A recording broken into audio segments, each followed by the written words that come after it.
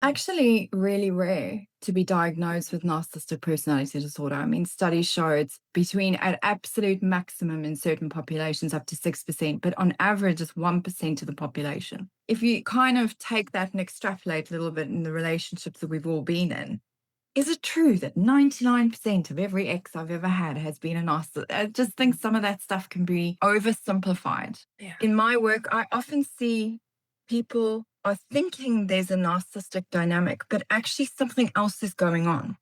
And relationship dynamics are really complicated. You can have people that have different attachment patterns that can Yeah. show up as having narcissistic personality disorder, but actually there are just some traits that a lack of compassion or a lack of empathy, or perhaps they isolate when they're under stress, or they do strange things that seem narcissistic, or they defend themselves in a way that appears narcissistic, but that doesn't always mean that it's NPD.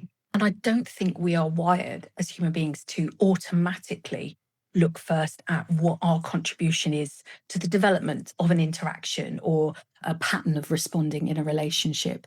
So it might be that someone is responding in certain ways that could be labeled as narcissistic like behaviors, but we're not sure what we're bringing to the mix, or we haven't perhaps thought in the same way. Because I don't know about you, but I wander around in my own skin. I've always had the brain that I've had, and what is automatic and often subconscious reactions to me, I don't necessarily become as aware of how they might land for others. And I use Mm. myself as an example because I think that's just being a human being.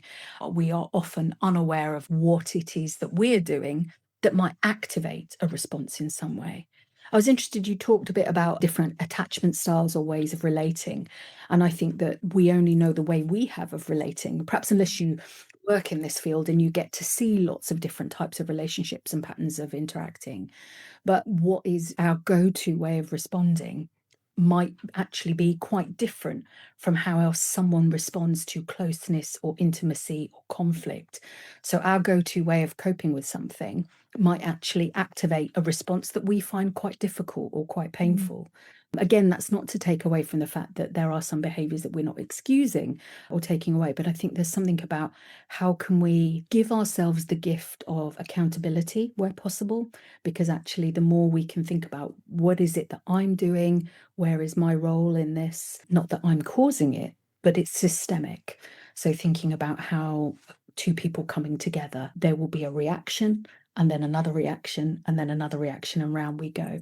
So making sense of that can often be a real opportunity to think about if we want to change a pattern or change relationships going forward.